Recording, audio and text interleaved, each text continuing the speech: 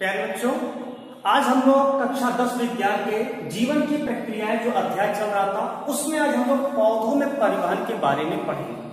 पौधों में परिवहन किस प्रकार से होता है, पौधे जो है अपने भोजन या जल की आपूर्ति किस प्रकार करते हैं, इसके अलावा साथ साथ में जो पौधे मृदा से खनिज लवण का अवशोषण करते हैं वो किस माध्यम में करते हैं, तो उस चीज को आज हम लोग इस पौधों में परिवहन नामक जो टॉपिक है इसमें अध्ययन करेंगे। सबसे पहले समझते हैं कि पौधों में परिवहन के लिए कौन कौन से तंत्र पाए जाते हैं। देखिए, ये आवश्यक होता है कि सबसे पहले तो ये जानना कि पौधों में कौन कौन से तंत्र हैं। तो पौधों में परिवहन के लिए दो तंत्र पाए जाते हैं। एक होता है जाइलम तंत्र, जाइलम तंत्र, और एक होता है फ्लोएम तंत्र, फ्लोएम तंत्र।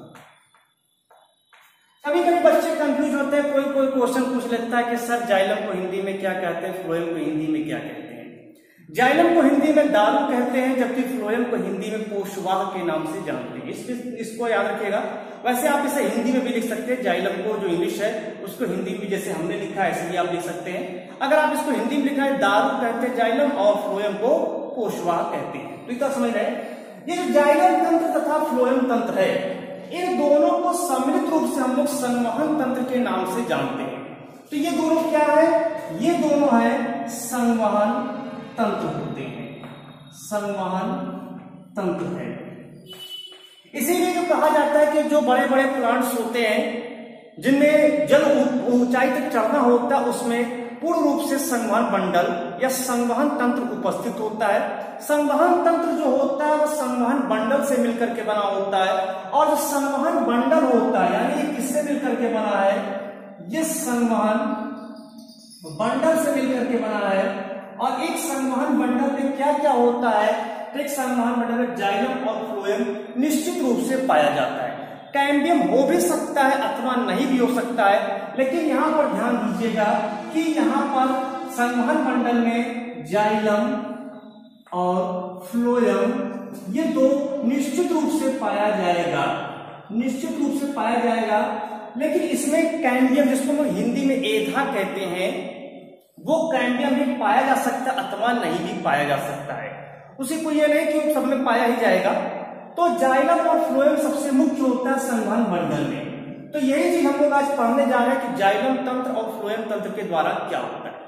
सबसे पहले इसको जान लेते हैं कि जाइलम जो तंत्र होता है इसके द्वारा जल और खनिज लवण का परिवहन होता है, जबकि फ्लोएम के द्वारा भोज्य पदार्थों का परिवहन होता है। तो सबसे पहले हम लोग आज पढ़ेंगे पौधों में जल का परिवहन, कि पौधों में जल का परिवहन कैसे होता है। तो हम लोग का नया टॉपिक है पौधों में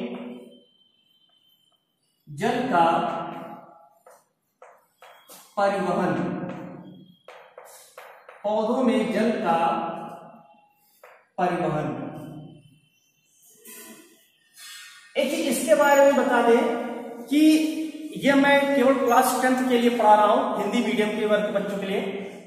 अगर जो मान लेते हैं जिसको भी जो है कॉम्पिटिशन्स के लिए पढ़ना हो या क्लास 11th में पढ़ना हो, तो उसके लिए इसी चैनल पर प्लांट फिजियोलॉजी में जल के अवशोषण के लिए एक टॉपिक बना करके उसको जो है वीडियो बनाया जा चुका है। उस चीज को यहां से पढ़ सकते हैं। यहां पर हम केवल जो है जो क्लास 10th के लिए पर्याप्त है उसी को पढ़ाया जाएगा।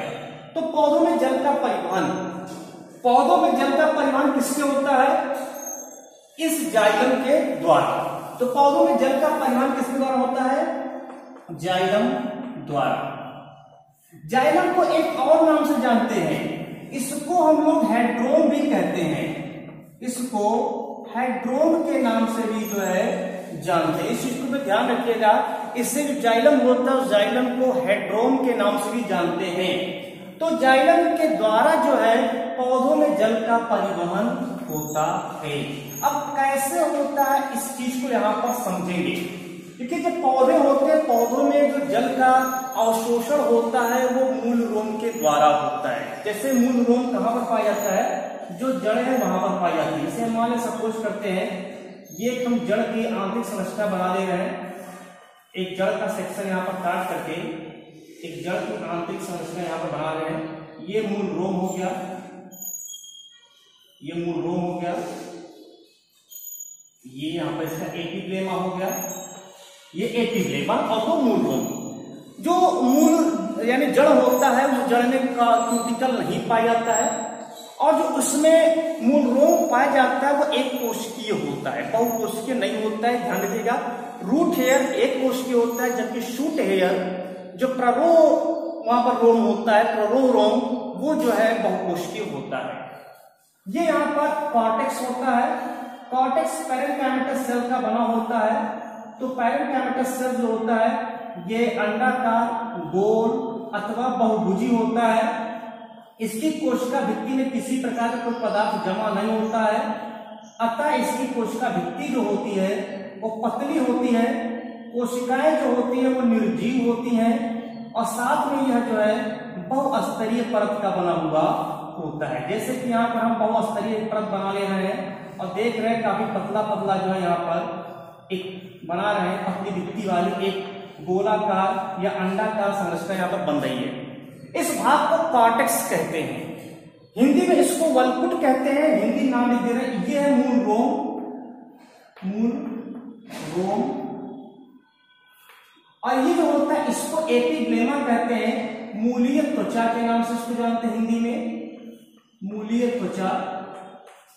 मूल रोम जिसको हम लोग रूट हेयर कहते हैं, मूलीय त्वचा जिसे हम लोग एपिब्लेमा कहते हैं। ये जो होता है इसको कॉर्टेक्स कहते हैं।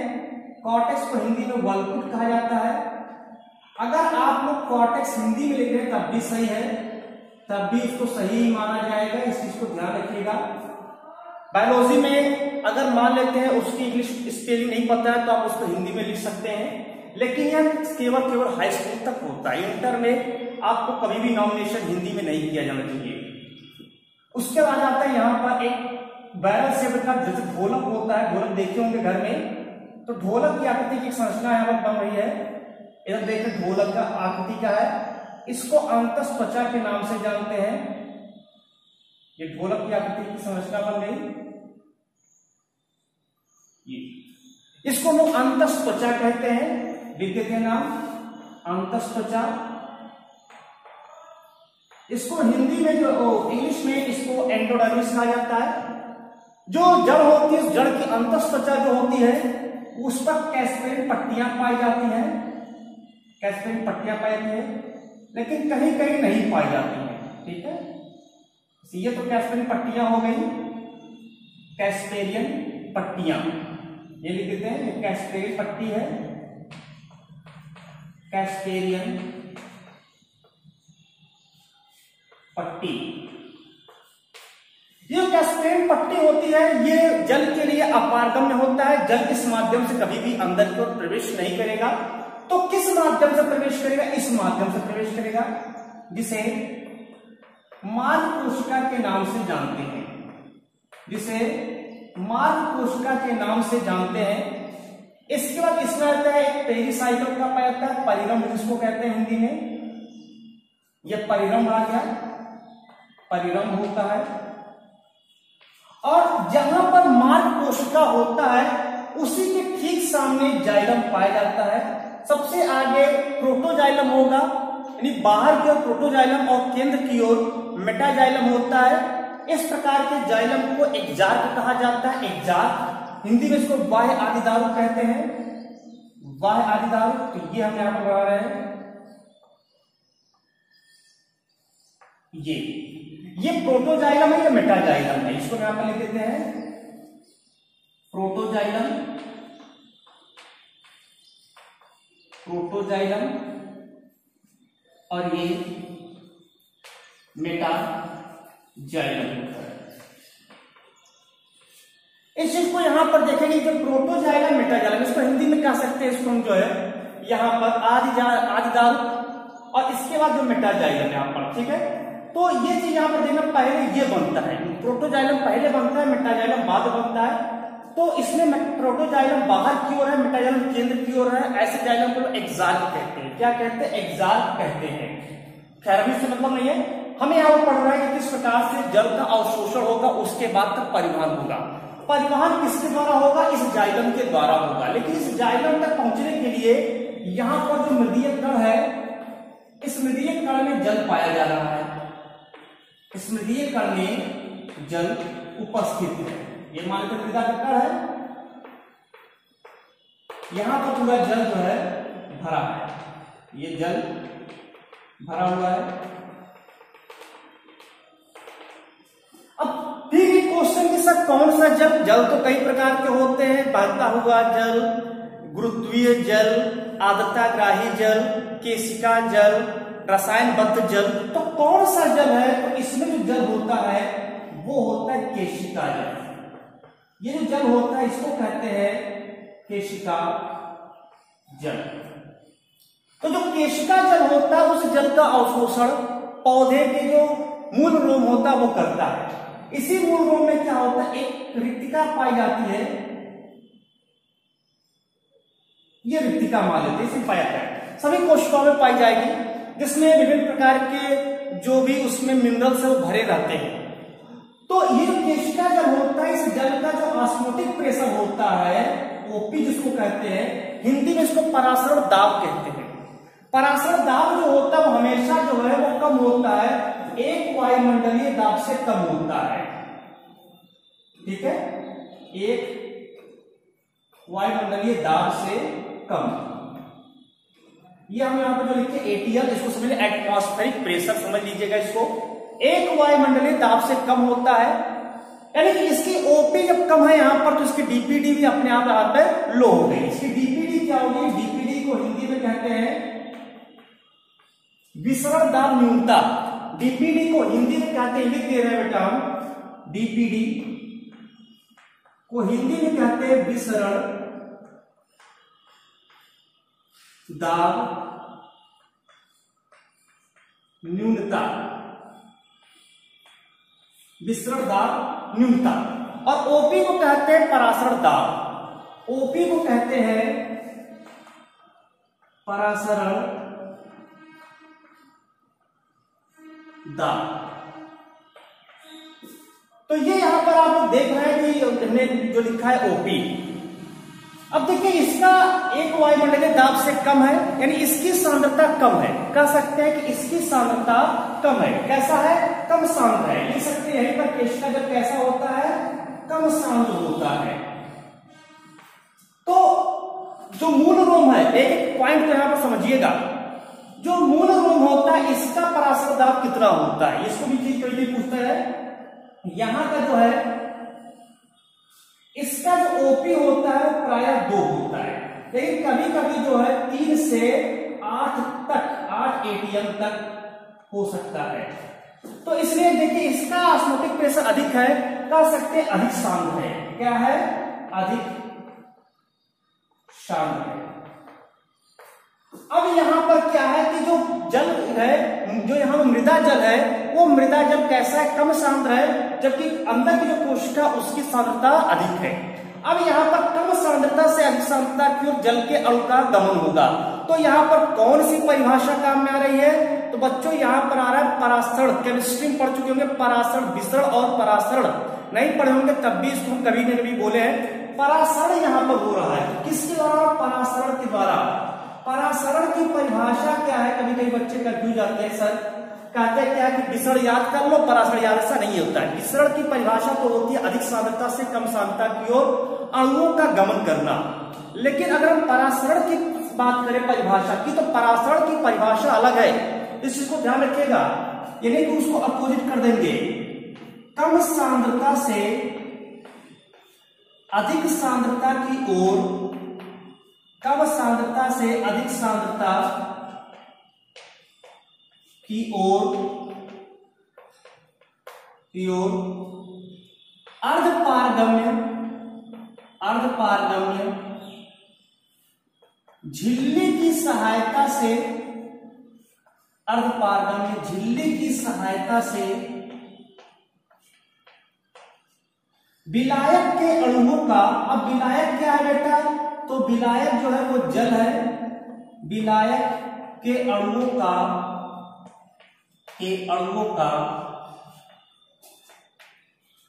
विसरण होना, विसरण को हम लोग प्रसरण भी कहते हैं, विसरण होना परासरण कहलाता है। तो ये तो परासरण की परिभाषा भी आपको मिल गई। तो एक चीज और ध्यान में देना है कि यहां पर जो जल का अवशोषण होगा, जल का अवशोषण कैसे होगा, तो जल का अवशोषण परासरण के द्वारा होगा। जल का अवशोषण जो होता है वो कैसे होता है, परासरण के द्वारा होता है, परासरण के द्वारा होता है। इस चीज को यहां पर ध्यान रखिएगा। अब देखिए यहां पर परासरण, एक चीज शब्द यहां पर पता चल गया कि परासरण के द्वारा होगा। इस चीज को बहुत ध्यान से नोट करेंगे कि परासरण के द्वारा हो रहा है। और एक बात हमेशा याद रखिएगा, उस चीज को अगर आप याद रखेंगे तो कभी भी इसका आंसर लिखने में आपको परेशानी नहीं होगी, हमेशा याद रहेगा। एक छोटा सा पॉइंट है, लो डीपीडी टू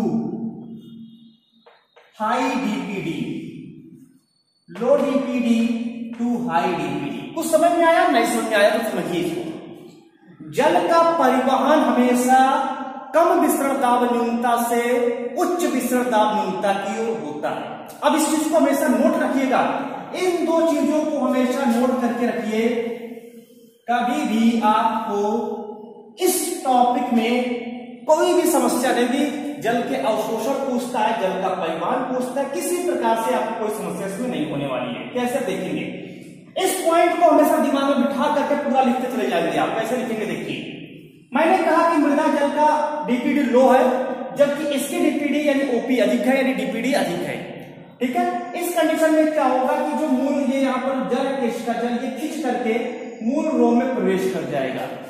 ध्यान से देखेंगे, जल क्या हो रहा है, खींच करके केशिका जल मूल रोम में पहुंचा। जैसे ही मूल रोम में पहुंचेगा, अब वहां पर धीरे धीरे जल है वहां पर क्या होगा कि भरता जाएगा और वो कम शांत होता जाएगा। जैसे मान लेते हैं, सपोज करते हैं कि 100 ग्राम या 100 ग्राम चीनी ले लेते हैं, 10 ग्राम ले लेते हैं, 10 ग्राम चीनी लेते हैं, 10 ग्राम चीनी या 100 ग्राम चीनी। 100 ग्राम चीनी को एक वैसे रख देते हैं और 100 ग्राम चीनी में 1 लीटर पानी डाल देते हैं फिर अपन, और एक में 100 ग्राम चीनी में 100 ml ही पानी को डालते हैं। उस समय क्या होगा कि 100 ml वाला है पानी वो अधिक शांत होगा, क्योंकि उसमें जल की मात्रा कमी है, जबकि शर्करा की मात्रा बराबर है। लेकिन दूसरे में 1 लीटर जिसमें पानी डाले हैं वो कम शांत हो जाएगा, वो कम जो है गाढ़ा होगा। तो जब इसमें जल लगातार डालते जाएंगे, मिलता जाएगा, तो ये कम शांत होता जाएगा। तो कम शांत होगा ये। अब इसको मान लेते ए, इसको मान लेते ए। तो अब इसके सामने की जो कोशिका है वो कोशिका की सांद्रता कम रहेगी, तो ये क्या होगा, जल यहां से खींच करके इसमें पहुंच जाएगा। फिर कहिए कि सर अब तो जल यहां से निकल गया, ऐसा नहीं है। जल में ससंजक बल कार्य करता है, इस चीज को भी ध्यान रखिएगा कि जल के अणुओं में ससंजक बल कार्य करता है। जब ससंजक बल कार्य कर रहा है तो निश्चित रूप से जल एक तरफ खींचेगा तो पीछे वाला जल और तरफ खींचेगा, यानी यहां से जल यहां गया तो पीछे वाला जल यहां पर आ गया, तो उसके पीछे जल यहां आया। इस तरह से जल जो है वो लगातार खींचता है और ये यहां से ए से बी में आ गया। अब इसकी सांद्रता कम हो गई यानी लो डीपीडी, इसकी सांद्रता अधिक हो गई हाई डीपीडी। अब ये यहां से जल यहां पर भेज देगा सी वाले में, फिर ये यहां से यहां पर भेज दिया, फिर ये यहां पर भेज दिया। इस तरह से ये चलते हुए जो है पहुंचता है। सपोज करिए आप कहिए कि सर ऐसे आप ले आइए, हो सकता है ऐसे चलाए तो जल, ऐसा भी हो सकता है।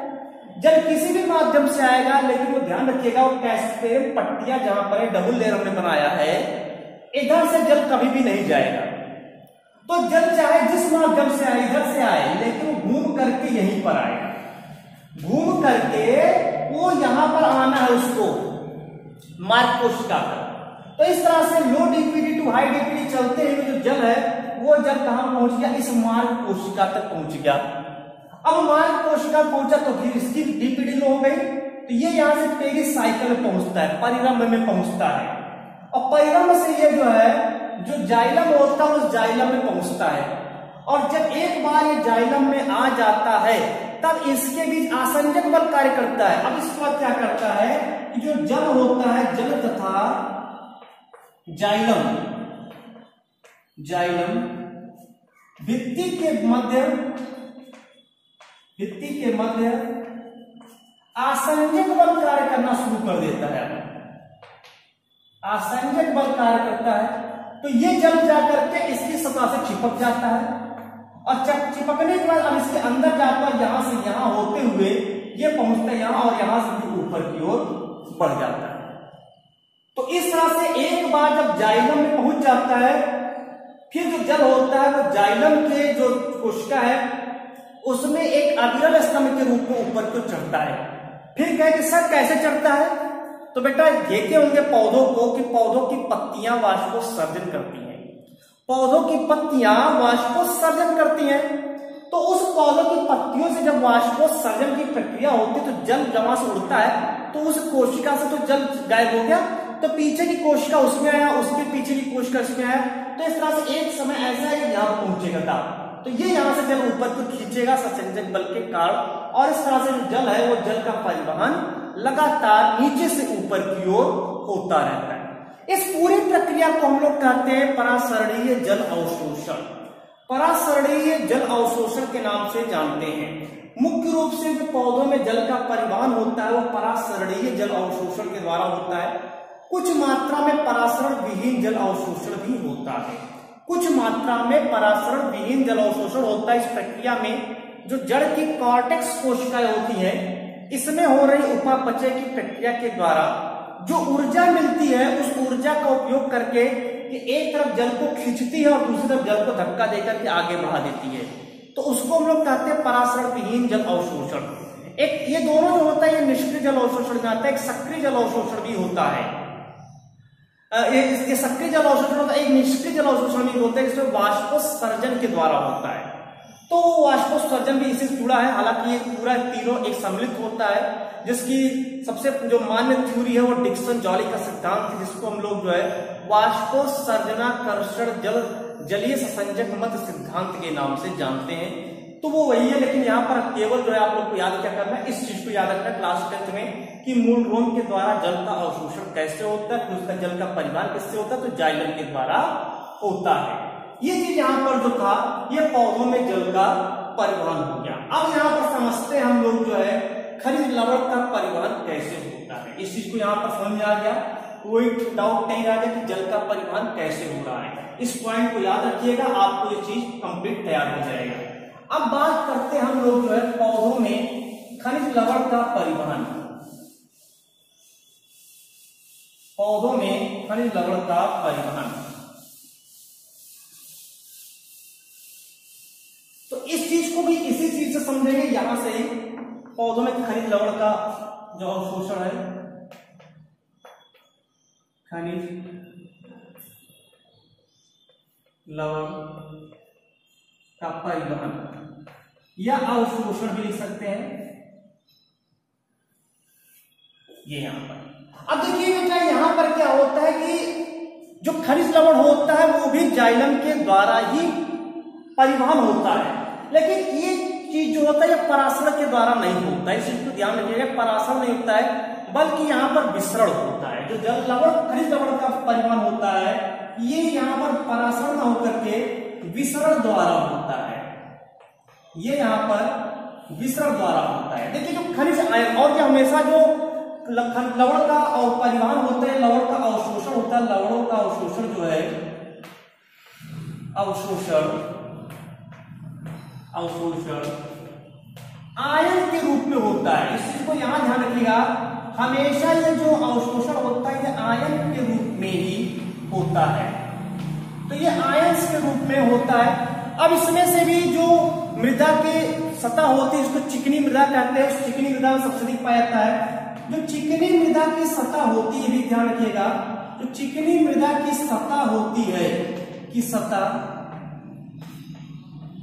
ऋणात्मक आवेशित होती है, ऋणात्मक आवेशित होती है। तो इससे क्या होता है, जैसे मान लेते हैं मृदा के एक चिकनी मृदा की सतह है तो ऋणात्मक आवेशित होती है, तो जो धनायन होते हैं धनायन आकर के इससे चिपक जाते हैं, धनायन इससे चिपके हुए होते हैं। ये जो चिकनी मृदा के परत होती है उसको लोग मिसेल के नाम से जानते हैं, इसको लोग मिसेल कहते हैं। तो ये चिकनी मृदा की सतह होती है ऋणात्मक आवेशित होती है, जिसके कारण इसमें जो है धनात्मक आवेशित जो आयंस होते हैं वो आकर के यहाँ पर चिपक जाते हैं। जबकि जो ऋणात्मक आवेशित, जो ऋणात्मक होते ऋणायन होते हैं, वो ऋणायन जो है जल में स्वतंत्र होते हैं। ऋणायन होते हैं वो जल में स्वतंत्र होते हैं। तो इसे जो यहाँ पर देख रहे हैं इस मृदा में, यहीं पर धनात्मक आवेशित जो होते हैं वो सतह से चिपके होते हैं, जबकि ऋणात्मक आवेशित जो होते हैं वो यहाँ पर जो है स्वतंत्र अवस्था में होते हैं। विसरण की प्रक्रिया होती है। विसरण की जगह परिभाषा कह चुका सकते हैं, अधिक सांद्रता से कम सांद्रता की ओर अणुओं का गमन करना। यहाँ पर जल का अणु मैंने कहा, मैंने केवल अणु कहा, यानी आयंस भी उसमें आ सकते हैं। तो यहां से क्या अधिक आयंस यहाँ है, अंदर की ओर कम आयंस है, तो ये अधिक की से होकर के अंदर की ओर पहुंचते हैं। और एक बार ऐसे इस तरह से आते हैं तो यहां से फिर अगली कोशिका में इस तरह से होते हुए ये पहुंचता है जाइलम में, और जहां से ये फिर जो है ऊपर की ओर उस जल की धारा के साथ ऊपर की ओर चढ़ जाते हैं। तो ये चीज यहाँ पर दोनों में थोड़ा डिफरेंस है, हो रहा है एक ही साथ परिवहन जाइलम के द्वारा ही, लेकिन थोड़ा डिफरेंस ये आ जाता है कि जाइलम में जो जल का परिवहन होता है, जल का अवशोषण होता है, जल का अवशोषण वो परासरण की क्रिया है, जबकि खनिज लवण का जो अवशोषण होता है वो विसरण की प्रक्रिया के द्वारा होता है। तो इस तरह से खनिज लवण का परिवहन होता है। बहुत लंबी प्रक्रिया होती है, लेकिन इतना लंबा जाना नहीं है आप लोगों को कि वो जो है इंटर लेवल हो जाएगा कि इंटर किस प्रकार से धनात्मक आवेश यहां से पृथक होता है मिश्रण से, इतना नहीं जाना है। आप लोग को बहुत ही नॉर्मल वे में चलना है, क्लास 10th लेवल चलना, बस इतना पता होना चाहिए कि कैसे इसका जो खनिज लवण है किस प्रकार से उसका अवशोषण एवं परिवहन हो रहा है। तो ये यहाँ पर खनिज लवण का परिवहन। अब बात करते हैं भोज्य पदार्थ में खाद्य पदार्थों का परिवहन, पौधों में खाद्य पदार्थों का परिवहन। तो अब हमें इसकी आवश्यकता नहीं है, इस फिगर को यहां से हम इसको हटा देते हैं कि हमें इसकी आवश्यकता यहाँ पर नहीं रही है। देखिए जो पौधे होते हैं, पौधों में जो भोज्य पदार्थ खाद्य पदार्थ का परिवहन की बात करें, हम खाद्य पदार्थों का परिवहन। अब देखिए यहां पर क्या होता है कि खाद्य पदार्थों का परिवहन कैसे होता है, तो ये होता है फ्लोएम के द्वारा। किसके द्वारा? फ्लोएम के द्वारा। फ्लोएम को एक और नाम से जानते हैं, इसको लेप्टोम भी कहते हैं, लेप्टोम। हिंदी में इसको जो है पोषवाह कहते हैं, फ्लोएम के द्वारा होता है। पौधों में खाद्य पदार्थों का स्थानांतरण फ्लोएम के द्वारा होता है। परिवहन कहेंगे या स्थानांतरण कह सकते हैं। अब ये प्रश्न की कहां पर भोजन बनता है, तो जो भोजन बनता है वो पौधों की पत्तियों में बनता है। कहां बनता है? भोजन की जो है निर्माण होता है वो पत्तियों में होता है। हमारे कैसे समझिए, ठीक है। पत्तियों में हो रहे भोजन जो प्रकाश संश्लेषण की प्रक्रिया होती है, उस प्रकाश संश्लेषण की प्रक्रिया के द्वारा यहाँ पर भोजन का निर्माण होता है। पत्तियों में भोजन का निर्माण होता है, लेकिन कैसे वो चलता है तो उसके कई डायरेक्शन होते हैं। पौधों में जो पत्तियों से जो भोजन का स्थानांतरण होता है वो बहुउद्देशीय होता है, ठीक है, ध्यान रखिएगा, उसको मतलब ज्यादा नहीं है, बहुउद्देशीय होता है, इतना याद रखिएगा। अब इसमें क्या होता है कि जो भोज्य पदार्थों का परिवहन होता है, ये ध्यान रखिएगा कि जब निर्माण होता है यहाँ पर, तो जो निर्माण होता है पौधों में, वो यहाँ पर जो शर्करा बनती है वो सुक्रोज के फॉर्म में बनती है, ठीक है, ध्यान रखिएगा।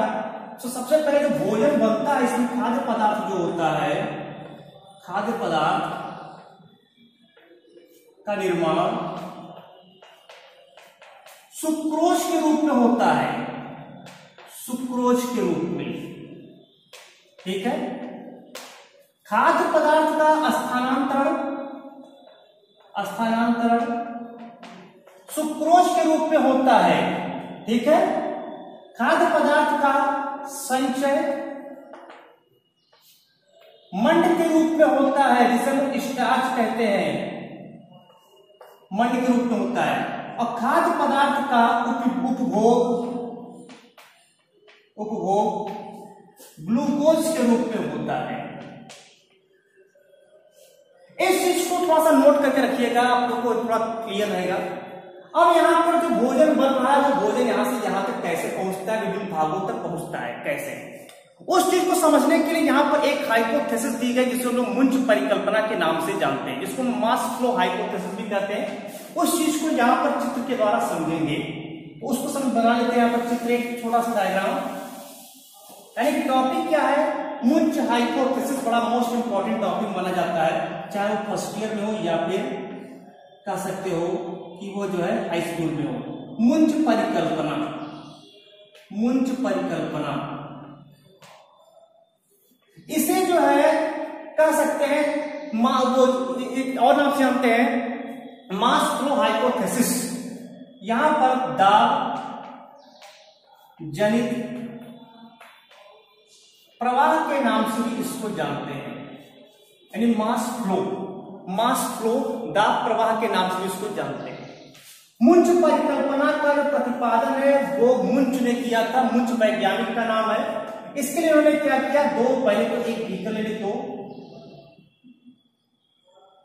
यहां पर एक जो है देखिए बड़ा सा पात्र ले लिया,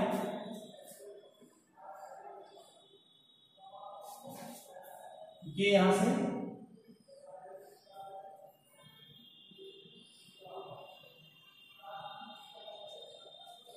ये एक नली के द्वारा जोड़ दिया गया था। ये यहां पर दो जो है यहां पर कंटेनर ले लिया गया, क्या दिया गया, दोनों को एक नली के द्वारा जोड़ दिया, इस नली को नाम दे दिया टी, स्मॉल टी। इसमें क्या किया गया, जल भर दिया गया, इसमें जल भर दिया गया, क्या क्या हमने जल भर दिया, पूरा वाटर भर दिया। फिर दो पराशर तंत्र लिया, हमने दो पराशर तंत्र ले लिया,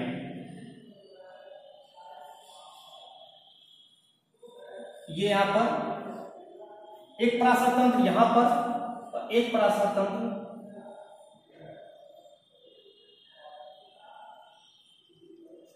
यहां पर, ठीक है, थोड़ा बराबर बना दें।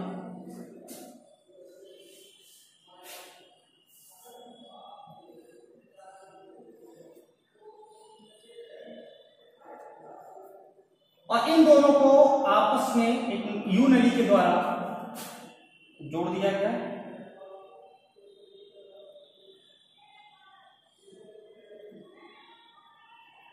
ये इस तरह से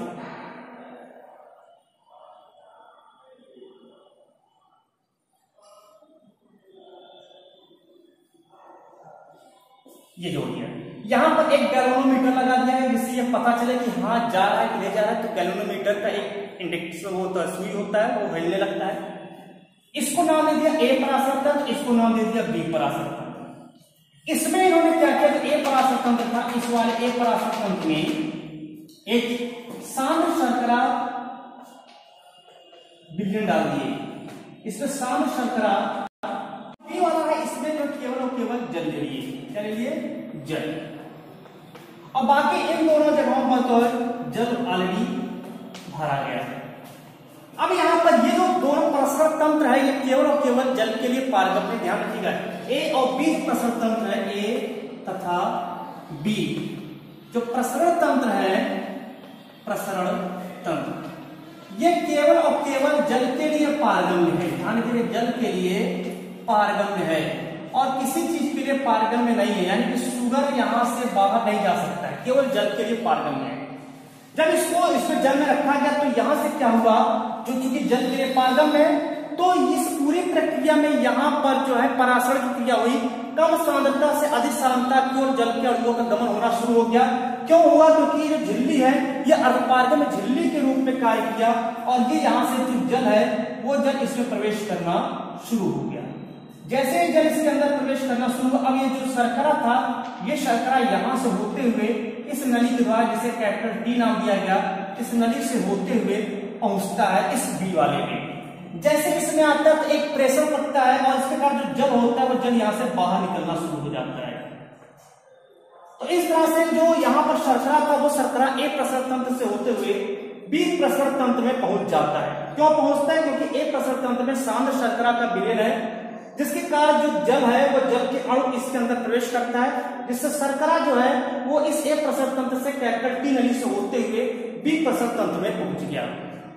अब इन्होंने एक चीज और कहा कि मान सपोज करते हैं यहां पर कुछ ऐसा सिस्टम लगा दें इसमें कि एक तरफ से शर्करा भरा जाए, शर्करा को जो है एक तरफ से डाला जाए और दूसरी तरफ से इसको निकाल लिया जाए। शर्करा निकाल लिया जाए तो क्या होगा? तो ये प्रक्रिया कभी बंद नहीं होगी और ये प्रक्रिया लगातार चलती रहेगी। शर्करा दिया जाए और शर्करा को यहां से निकालता रहा जाए तो ये प्रक्रिया कभी भी बंद नहीं होगी। अब इसको उन्होंने कैसे समझाया? पौधों में इस चीज को समझते हैं। इन्होंने जो एक प्रसव तंत्र है, इस एक प्रसव तंत्र को मान लिया पत्ती, इसको मान लिया पत्ती, इस टी को मान लिया जाइलम, टी को मान लिया जाइलम, बी को मान लिया यहां पर जड़, कैपिटल टी को मान लिया यहां पर फ्लोएम, फ्लोएम। तो इन्होंने कहा कि जब पत्तियों में लगातार जब शर्करा बनती रहे, पत्तियों में शर्करा बनती रहे तो ये यहां से जो है पराशर की प्रक्रिया के द्वारा जो है इस फ्लोएम के द्वारा होते हुए पौधों के विभिन्न भाग यहां तक की जड़ों तक पहुंचता रहेगा। जबकि जाइलम है वो जाइलम जल को जो है लगातार नीचे से ऊपर की ओर लाता रहेगा और यह प्रक्रिया लगातार उस ऊपर से नीचे की ओर चलती रहती है। इस प्रकार जो भोज्य पदार्थ है, खाद्य पदार्थ है, उसका जो है पौधों में निरंतर स्थानांतरण होता रहता है और पौधों की समस्त जो कोशिकाएं हैं वो भोजन को प्राप्त करती रहती है। तो ये इस माध्यम से उन्होंने समझाया था कि किस प्रकार से मुंच ने कि किस प्रकार से भोजन का परिवहन होता है, स्थानांतरण होता है, किस प्रकार से पत्ती में बन रहा भोजन इस फ्लोएम के द्वारा होते हुए यहाँ तक पहुंचता है। इसमें एक शब्द आता है यहाँ पर फ्लोएम लोडिंग और अनलोडिंग। फ्लोएम लोडिंग और अनलोडिंग इसे कहते हैं कि जब यहाँ से भोजन आकर के इस फ्लोएम संचित होता है उसको लोडिंग करते हैं। जब इस फ्लोएम से जो भोजन है, जो उसके आवश्यक पदार्थ है, जो उसके आवश्यक अंग है वहां तक पहुंचा दिया तो उसको कहते हैं फ्लोएम अनलोडिंग। तो वो भी प्रक्रिया होती है फ्लोएम लोडिंग और अनलोडिंग के नाम से इसको जानते हैं कि फ्लोएम में भोजन तक पहुंचना लोडिंग और फ्लोएम से अन्य अंगों तक पहुंचना अनलोडिंग कहलाता है। तो इस तरह से यहाँ पर जो पौधे, उस पौधों में खाद्य पदार्थों का भी परिवहन होता है। किसके माध्यम से होता है? फ्लोएम के माध्यम से यहाँ पर होता है। तो ये जो पूरा आज का टॉपिक था पौधों में परिवहन, इसमें देखें कि किस प्रकार से पौधों में जल का परिवहन होता है, किस प्रकार से पौधों में खनिज लवण का परिवहन होता है या स्थानांतरण होता है या अवशोषण होता है, और किस प्रकार से जो भोज्य पदार्थ बन रहा है पत्तियों में वो पत्तियों से विशिष्ट भागों तक किस प्रकार से पहुंचता है। तो वो चीज आज यहाँ पर आप लोग समझे। आई होप आप लोग को समझ में आया होगा। Thank you so much.